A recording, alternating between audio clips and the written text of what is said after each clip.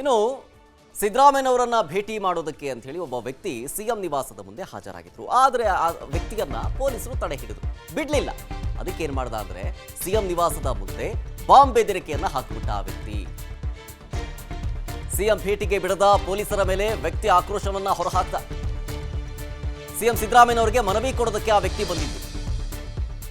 ಮನವಿ ಸಲ್ಲಿಕೆಗೆ ಪೊಲೀಸರು ಬಿಡದೇ ಇದ್ದ ಕಾರಣ ಆ ವ್ಯಕ್ತಿ ಸಿಟ್ಟಾಗಿ, ಏನ್ರಿ ಹೊಡಿತೀರೇನ್ರಿ, ನನಗೆ ಮೈ ಮುಟ್ಟು ಮಾತಾಡಬೇಡಿ, ತಳ್ಳಬೇಡಿ ಹೀಗಂತ ಪೊಲೀಸರ ಮೇಲೆ ಕಿಡಿಕಾರ್ತಾನೆ ಆ ವ್ಯಕ್ತಿ.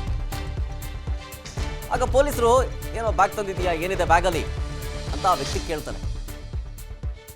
ಅದಕ್ಕೆ ಆತ ಕೋಪ ಮಾಡಿಕೊಂಡು ಬ್ಯಾಗ್ನಲ್ಲ ಬಾಂಬ್ ಇದೆ ಹೀಗಂತ ಎದುರಿಸ್ಬಿಡ್ತಾನೆ. ಬಾಂಬ್ ಇದೆ ಅಂತ ಹೇಳಿ ಪೊಲೀಸರನ್ನ ಆತಂಕ ಪಡಿಸ್ಬಿಡ್ತಾನೆ ಆ ವ್ಯಕ್ತಿ. ಆಮೇಲೆ ಪೊಲೀಸರು ಆ ವ್ಯಕ್ತಿಯನ್ನ ಸಮಾಧಾನ ಪಡಿಸಿ ಗೃಹ ಕಚೇರಿಗೆ ಕರ್ಕೊಂಡೋಗಿ ಪೊಲೀಸರು ಮನವಿಯನ್ನ ಸ್ವೀಕರಿಸ್ತಾರೆ. ಸರಿ, ನಾವು ತಲುಪಿಸ್ತೀವಿ ಅಂತ. ಇಷ್ಟೆಲ್ಲ ಡ್ರಾಮಾ ಆಯ್ತು ನೋಡಿ. ಇದೇ ವ್ಯಕ್ತಿ ಅವ್ರು ಹೇಳಿದ್ನ ನಿಂತ್ಕೊಂಡೆ ಸ್ವಾಮಿ, ಅವ್ರು ಹೇಳಿದ್ನ ನಿಂತ್ಕೊಂಡೆ.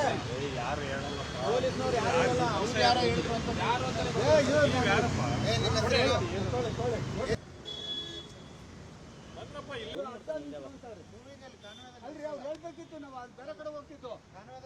ಅಲ್ರಿ ಅವ್ರು ಹೇಳ್ಬೇಕಿತ್ತು, ಭೇಟಿ ಮಾಡಿ ಹೋಗಿ ಬಾಂಬ್ ಇಟ್ಕೊಂಡಿದ್ದೀವಿ.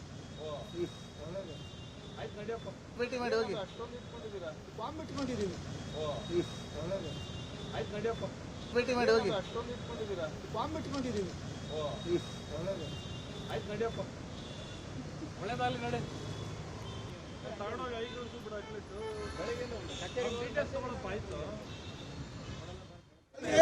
ಅವ್ರು ಹೇಳಿದ್ನ ನಿಂತ್ಕೊಂಡೆ ಸ್ವಾಮಿ, ಅವ್ರು ಹೇಳಿದ್ನ ನಿಂತ್ಕೊಂಡೆ.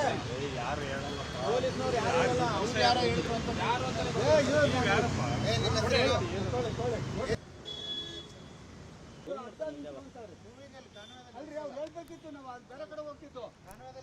ಅಲ್ರಿ ಅವ್ರು ಹೇಳ್ಬೇಕಿತ್ತು, ಕಚೇರಿ ಹತ್ರ ಹೋಗಿ. ಅಲ್ರಿ ಕಚೇರಿ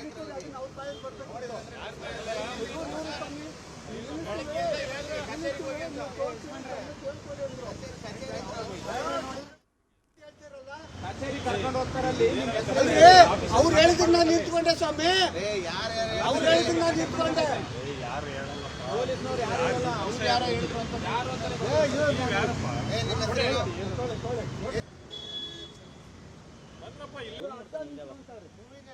ಅಲ್ರಿ ಅವ್ರು ಹೇಳ್ಬೇಕಿತ್ತು, ನಾವು ಬೇರೆ ಕಡೆ ಹೋಗ್ತಿತ್ತು.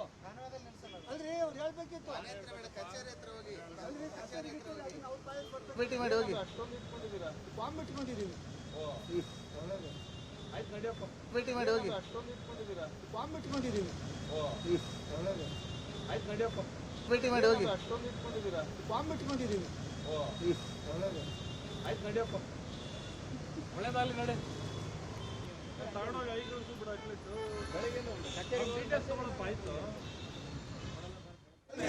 ಅವ್ರು ಹೇಳಿದ್ನ ನಿಂತ್ಕೊಂಡೆ ಸ್ವಾಮಿ, ಅವ್ರು ಹೇಳಿದ್ನ ನಿಂತ್ಕೊಂಡೆ.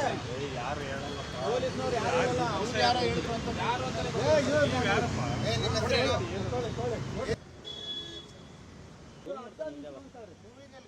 ಅಲ್ರಿ ಅವ್ರು ಹೇಳ್ಬೇಕಿತ್ತು, ನಾವು ಬೇರೆ ಕಡೆ ಹೋಗ್ತಿತ್ತು.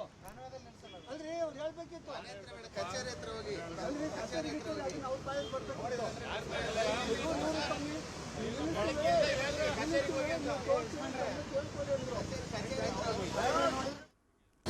ಅನುಕ್ಷಣದ ಸುದ್ದಿಗಳಿಗಾಗಿ ವಿಸ್ತಾರ ನ್ಯೂಸ್ ಯೂಟ್ಯೂಬ್ ಚಾನೆಲ್ ಸಬ್ಸ್ಕ್ರೈಬ್ ಮಾಡಿ. ಹೊಸ ಸುದ್ದಿಗಳ ನೋಟಿಫಿಕೇಶನ್ಗಾಗಿ ಬೆಲ್ ಐಕಾನ್ ಕ್ಲಿಕ್ ಮಾಡಿ.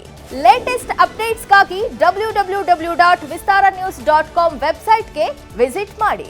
ಅಂಗೈಯಲ್ಲೇ ಜಗತ್ತಿನ ಸುದ್ದಿ ತಿಳಿಯಲು ವಿಸ್ತಾರ ನ್ಯೂಸ್ ಕನ್ನಡ ಆಪ್ ಡೌನ್ಲೋಡ್ ಮಾಡಿ.